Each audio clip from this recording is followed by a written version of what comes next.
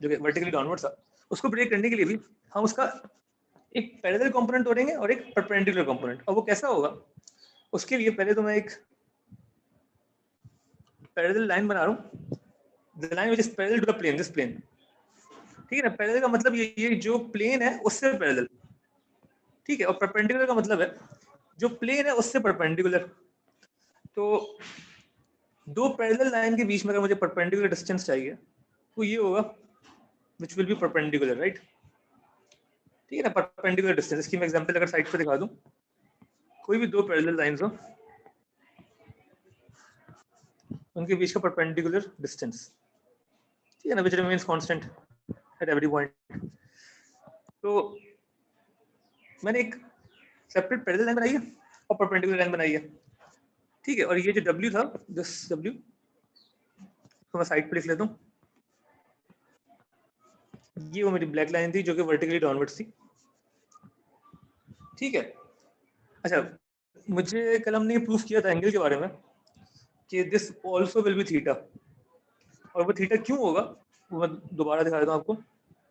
उसकी लॉजिक ये थी कि अगर मैं यहाँ पे एक हाइपोथेटिकल लाइन बनाऊँ, दिस इज 90 राइट, तो this part should be 90 minus theta, ठीक है। और ऑल्टरनेट एंगल जी बन रहा है यहाँ पे, this also should be 90 minus theta, ठीक है। तो this remaining part again become theta, क्योंकि ये पूरा जो है वो 90 है, तो 90 माइनस थीटा हमने हटा दिया तो थीटा रह गया, ठीक हो गया।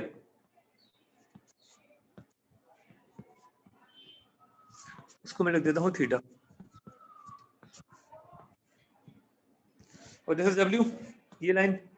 और मुझे अब W का x और y कंपोनेंट नहीं चाहिए, मुझे उसका पैरेलल कंपोनेंट चाहिए और परपेंडिकुलर कंपोनेंट चाहिए, ठीक है। और परपेंडिकुलर कंपोनेंट ऑब्वियसली डाउनवर्ड होगा और पैरेलल जो है वो लेफ्ट की तरफ जा रहा है, ये दिख रहा है मुझे, ओके। तो इसको मैं x बोल लेता हूँ और इसको मैं y बोल लेता हूँ। तो अब मैं यूजिंग माय साइन और कॉज फाइंड कर सकता हूँ कि sine theta should be equal to x over w, इसीलिए x is w sin theta and cos theta should be equal to y over w, इसीलिए y is equal to w cos theta, ठीक है ना। This is the simplest explanation जो मुझे समझ में आई है। और उसका रीजन जो है, और जो कल जो मसला हो रहा था वो क्या हो रहा था, वो होपफुली आप अप्रिशिएट करेंगे अभी कि मसला क्या था वो, कि हमने एक पैरेलल लाइन सोची नहीं थी साथ में, और मैं यहाँ पे एक हॉरिजॉन्टल लाइन बना रहा था बार बार, जो कि गलती थी। The line should be parallel with the plane, because हम किसी भी फोर्स को ब्रेक करते हैं दो हिस्सों में, उसके पैरेलल हिस्से में और उसके परपेंडिकुलर हिस्से में, ठीक हो गया। नाउ हमने एस्टेब्लिश कर दिया ये कि वेट के जो दो कंपोनेंट्स हैं, x component would be w sin theta and y component would be w cos theta, ठीक हो गया। This would be the component parallel to the plane and this would be perpendicular to the plane, ठीक है। तब हमें समझ में आ गया ऐसा क्यों है। ये चीज क्लियर है तो ओके लिख के भेज दें, कोई मसला है तो पूछ लें।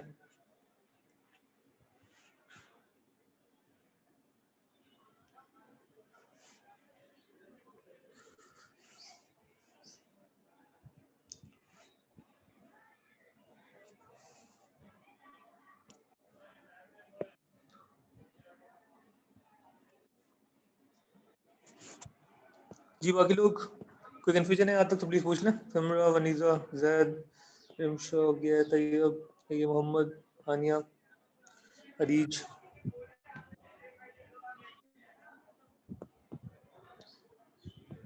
ठीक है, अल्हम्दुलिल्लाह, फिर आगे बढ़ते हैं। खैर, अच्छा अब से हम जितने भी क्वेश्चंस करेंगे उसमें ये जरा ये वाला वर्ड यूज करेंगे, parallel perpendicular, because they make more sense ना, parallel to the plane and perpendicular to the plane, and by plane we mean the surface, right. क्योंकि सरफेस जो है इंक्लाइंड भी हो सकता है, हॉरिजॉन्टल भी हो सकता है, कुछ भी हो सकता है। अच्छा, उसके बाद मूविंग ऑन। अच्छा, कुछ क्वेश्चन जो फोर्सेस एंड इक्विलिब्रियम के रह गए थे, उनमें जिनमें मसले हैं वो भेज दें, हम पहले वहां से शुरू करेंगे।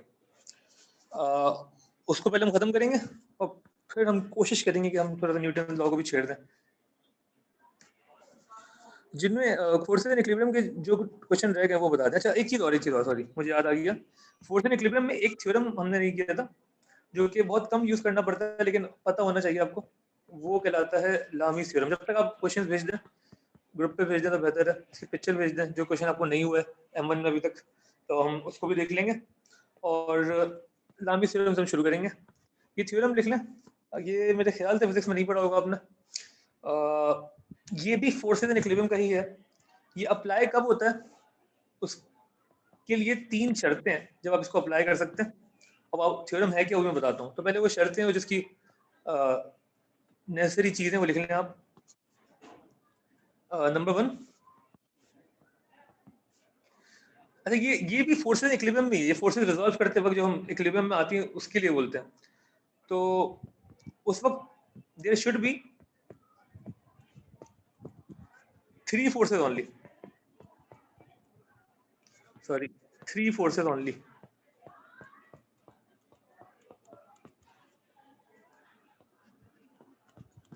ठीक हो गया। Number 2, all forces the particle should be in equilibrium, the particle should be in equilibrium।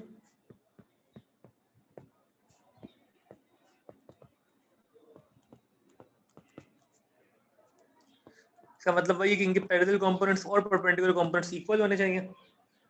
और नंबर 3, all 3 forces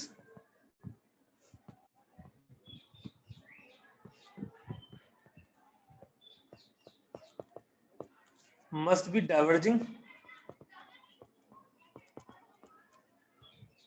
और कन्वर्जिंग। मतलब ये तो तीनों डाइवर्ज हो रही हो, ये तीनों कन्वर्ज हो रही हो। इसकी मैं एग्जांपल दिखा देता हूँ आपको। फॉर एग्जांपल ये मेरा पार्टिकल है और 3 फोर्सेस लगी हुई हैं इस पर। पार्टिकल को अब ना ऐसे कर लें, चलो एक ये फोर्स लगी हुई है, दूसरी को ये फोर्स लगी हुई है, तीसरी को ये फोर्स लगी हुई है। ठीक है,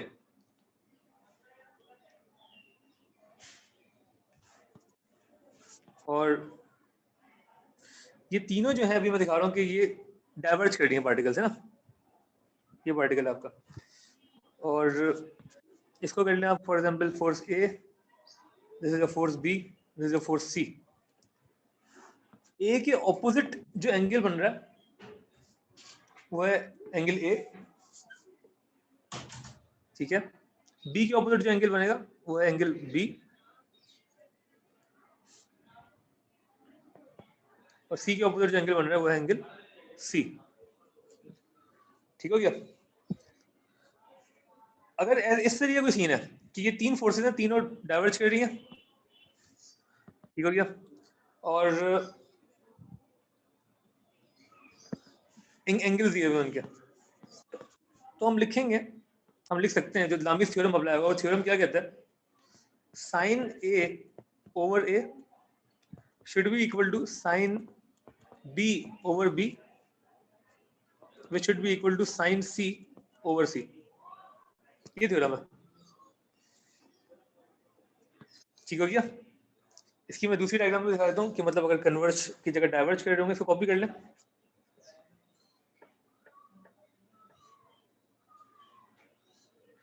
तीनों जो इसकी कंडीशन है वो मीट होना जरूरी है। अगर ये तीनों कंडीशन आपको मीट होते हुए दिख जाए तो आप ये थ्योरम अप्लाई कर सकते हैं।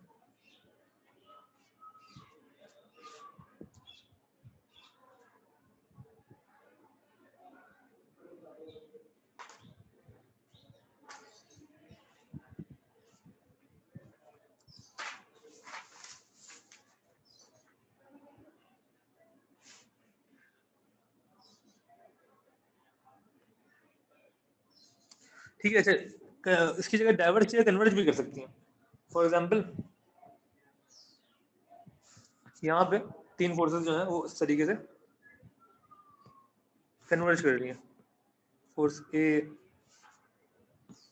और वहाँ बनाया था बी, सॉरी सी, सही है। तो इसको अगर मैं ए बोल दूँ, इसको बी और इसको सी, एक सेकेंड, ओके।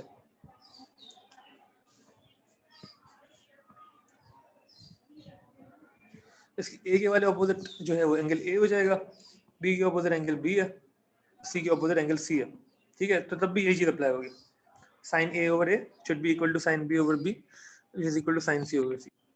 ठीक है, ये एक तरीके से साइन रूल जो हमने पढ़ा था ना वो लेवल्स में, उसी की फर्दर इम्प्लीकेशन है। गुलामी थ्योरम सिर्फ ये है, ये बहुत ही स्पेशल कैटेगरी है, पासवर्ड में ज्यादा नहीं दिखेगा आपको, लेकिन अप्लाई कर सकते हैं अगर ये तीनों कंडीशन मीट हो रही हो। इसे कॉपी कर लें।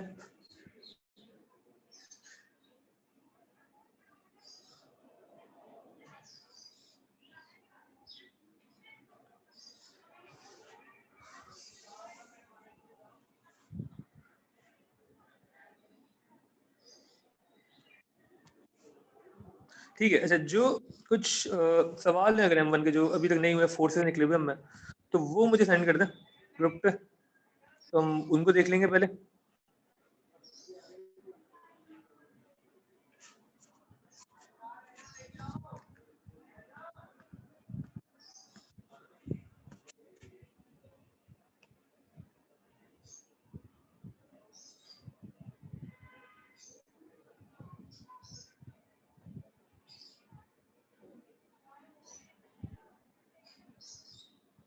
ठीक है ना, इसमें ख्याल रखना कि तीनों कंडीशन मीट होंगी तो ही अप्लाई कर सकते हैं, वरना नहीं। मतलब टोटल 3 फोर्सेस हो सिर्फ, ठीक है, इक्विलिब्रियम में हो और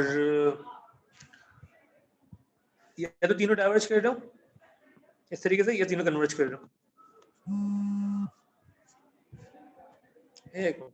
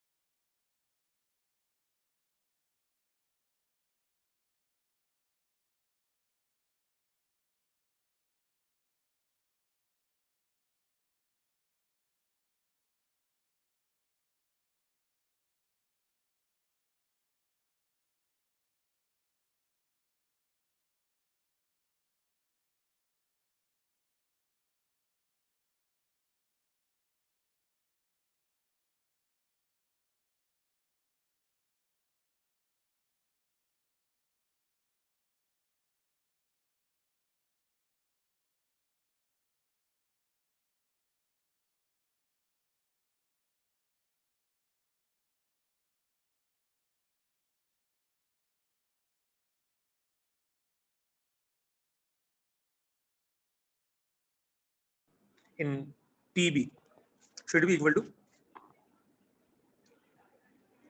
sin theta 1 plus theta 2, क्योंकि थीटा 1 और थीटा 2 हम निकाल चुके हैं, तो 120.4 अपॉन 21 जो इसकी फोर्स है ना। टेंशन बताएगा कितनी आ रही है पीबी में?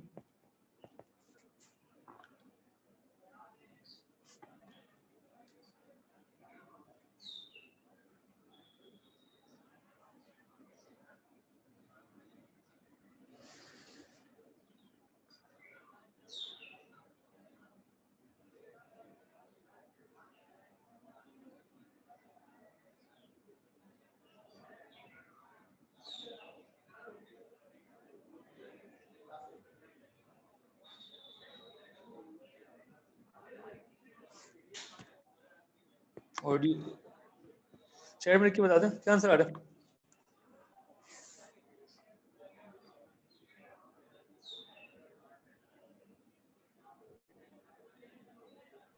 $22.5. 22.5 ओके। ये इन्होंने कुछ कहा था ना, प्रूफ करना था मेरे ख्याल से पीबी की ना, पीए की शो करनी थी 20 है, सॉरी पीए पहले फाइंड करनी थी। अच्छा हमने नहीं, हमने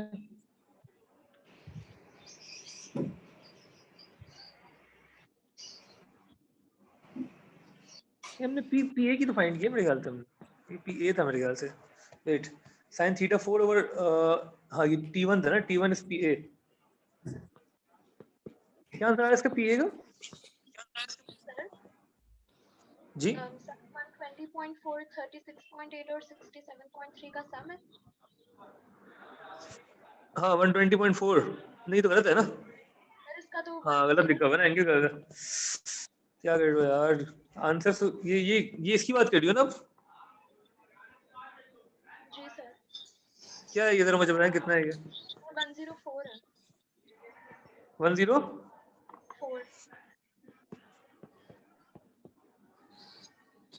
पूरा नहीं मुझे आवाज सही नहीं आ रही यार, प्लीज। 104.1 104.1 ऐसे ही है? 104.3 ठीक है सर इसको 21 न्यूटन से इक्वल करना है।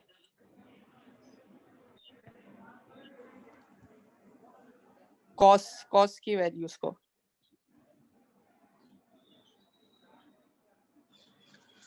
एक सेकंड वेट करेगा।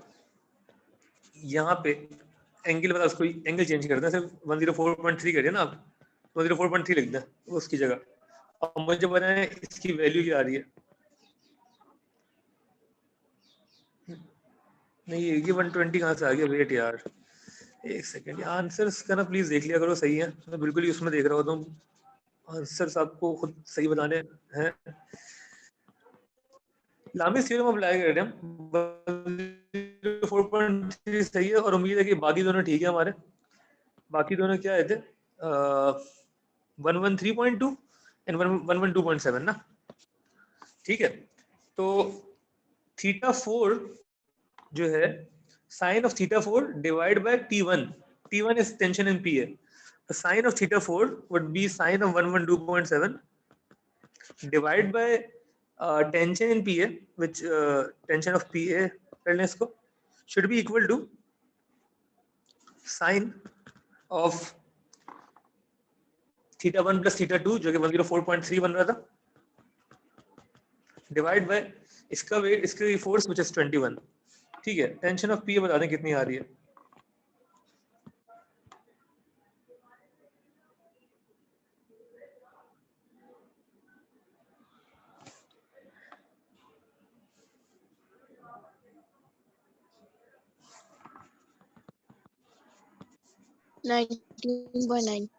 क्या आंसर आ रहा है जी? 20 आ रही है। 20 आ रही है, तो यही शो करना था ना, उन्होंने ये कहा था कि आप शो करें कि the tension in the string is 20। बात समझ में आई है कैसे शो किया हमने? मैं जिससे पूछूंगा वो बताएगा मुझे टेंशन इन बी, किसी और ने बतानी है।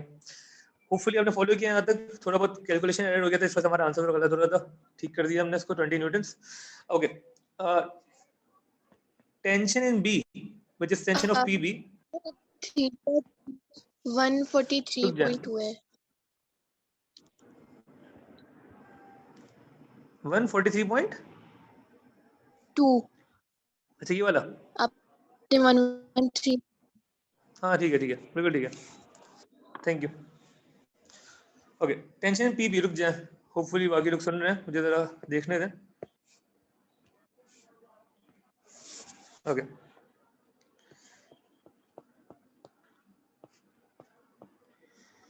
उमर, जैद तुम्हारी तो आवाज़ें आ रही हैं, ज़ुहैब तो बिल्कुल ही ऑडियो ऑफ करके बैठे हैं, नाइस। मुजम्मिल, फातिमा जी, मुझे ज़रा बताएंगे टेंशन पीबी कैसे निकालेंगे? पी तो निकाल लिया, जिन्होंने पूछा था निमिषा समझ में आ गया आपके? पी ए वाला समझ में आ गया, पीबी भी समझ में आ जाएगा होपफुली। पीबी को बताया कैसे निकालेंगे?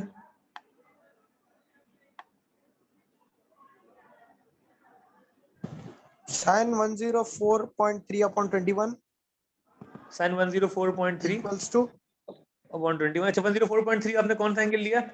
ये वाला ना, थीटा 1 प्लस थीटा 2। ये मैंने जो ठीक है, गिवन हाँ जो निकाला था ठीक है, which is equal to equals to sin Q3 क्या है 143.2 143.2 अपॉन अपॉन वही वाला अपॉन फाइंड टेंशन ऑफ करना है पीबी। जी बिल्कुल ठीक है। क्या आंसर आ रहा है इसका, कोई बता देगा?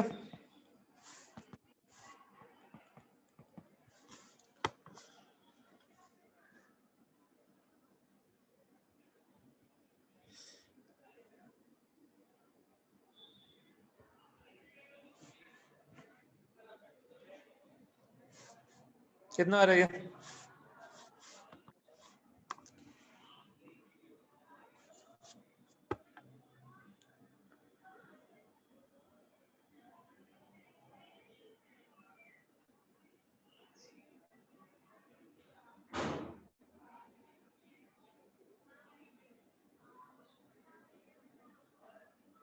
ट्वेल्व 12.9। 12.9।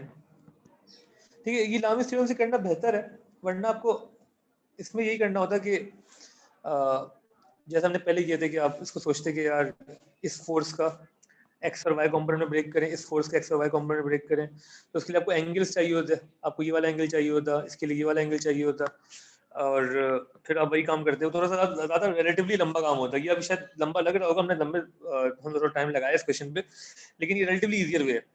आपको तीन फोर्सेस दिख जाए और तीनों मतलब इक्विलिब्रियम में हो पार्टिकल, आपको दिख रहा हो तीनों कन्वर्ज कर रही है, डाइवर्ज कर रही है, तो लामिस theorem would generally be easier. ठीक है, ये समझ में आ गया तो एक ओके लिख के भेजना, कोई कंफ्यूजन है पूछ लें।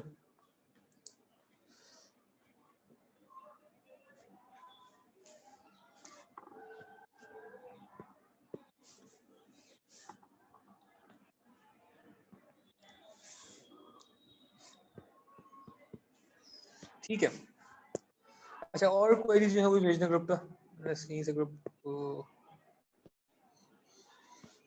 क्या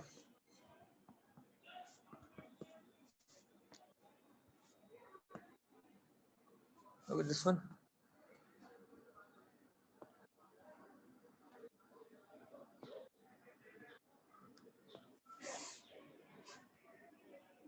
जी, क्वेश्चन नंबर 18, इसमें वो कह रहे हैं कि small block of weight 5.1 newton rest on a smooth plane inclined at an angle alpha, ठीक है, horizontal where sin alpha is equal to 8/17, okay, the block is held in equilibrium और by means of light inductive string, the string makes the angle beta above the line of the greatest slope, ठीक है, उन्होंने दिखा दिया beta क्या है, ये greatest slope वगैरह की टेंशन ना ले, बस जो वो डायग्राम है ना वही आपके लिए इम्पोर्टेंट है। उसको क्या कह रहा है कि और मैं डबल प्रेस, ठीक है, टेंशन इन द स्ट्रिंग, अच्छा क्या इसने इक्विलिब्रियम बोला? हाँ इक्विलिब्रियम है ना, ठीक है।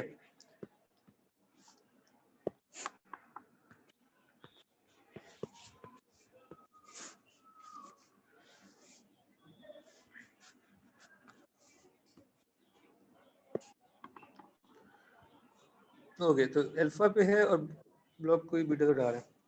इसके लिए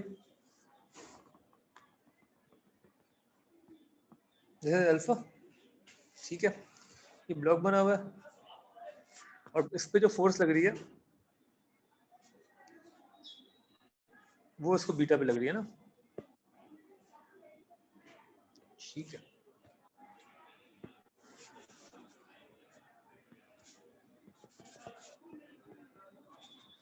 ओके, और हमें कुछ बताया इन्होंने मास वगैरह कुछ, हाँ वेट दे दिया 5.1 न्यूटन। सो मास हमें पता है कि कितना है, mg इज 5.1, ठीक है, mg जो है 5.1 है। फिर इक्विलिब्रियम में इसका मतलब क्या है कि ऑब्वियसली वेट कंपोनेंट तो हमें पता है वर्टिकली डाउनवर्ड्स, लेकिन अभी हम बात कर रहे हैं इसकी हॉरिजॉन्टल मूवमेंट की ना, ठीक है। तो इसका जो पैरेलल साइड है वो इसके पैरेलल से इक्वल होना चाहिए, ठीक है, और इसका परपेंडिकुलर जो है वो इसके परपेंडिकुलर से इक्वल होना चाहिए। खैर अभी तो हम पहले पैरेलल को देखते हैं सिर्फ, तो इसका हमें पता है पैरेलल होता क्या है, जैसे mg sin थीटा, तो हम बहुत बातें कर चुके हैं, ज़्यादा डिस्कस नहीं करेंगे। थीटा इसको इस एंगल की बात हो रही होती है तो sin अल्फा, अच्छा sin अल्फा की वैल्यू उन्होंने क्वेश्चन में दी हुई है आपको ना, तो mg sin अल्फा जो है वो कितना हो जाएगा 8/17, sin अल्फा दिया हुआ 8/17 और mg दिया हुआ 5, तो mg sin alpha will be 5 into 8/17 which is 40/17, ठीक है। ये इसका हॉरिजॉन्टल कंपोनेंट है वेट का। इसके जो फोर्स है जो अप्लाई हो रही है उसके बारे में उन्होंने आपको कुछ बताया है। उन्होंने बोला है कि जो टेंशन इसमें है स्ट्रिंग में, tension the string,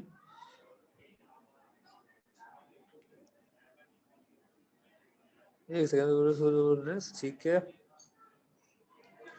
angle of beta, okay, अच्छा साइन बीटा दिया हुआ है ना 7/25, ठीक है, साइन बीटा दिया हुआ है 7/25। अच्छा हमें पता है इसकी ये जो साइड है दिस वुड बी, क्योंकि ये टेंशन है तो this would B t cos theta ना, t cos बीटा बेसिकली। हमें पता है कि 40/17 which is mg sin alpha, मैं अगर इसकी इक्वेशन लिखूं तो ये इक्वल होनी चाहिए t, क्योंकि x कंपोनेंट्स इक्वल होते हैं, पैरेलल कंपोनेंट्स इक्वल होते हैं, t cos बीटा के ना, ठीक है। अच्छा हमें sin बीटा पता है कितना है, sin बीटा क्वेश्चन ने दिया हुआ है, cos बीटा कैसे निकालेंगे, तो sin बीटा कितना दिया हुआ क्वेश्चन ने 7/25, 90 माइनस आंसर करेंगे सर।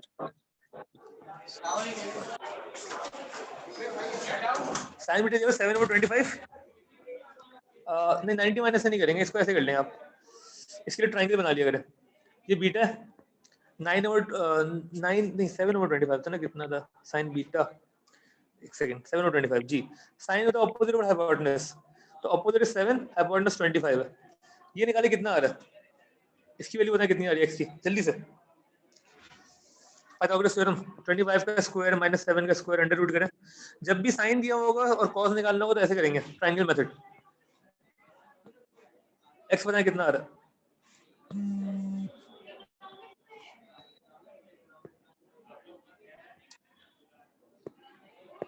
$24. ठीक है,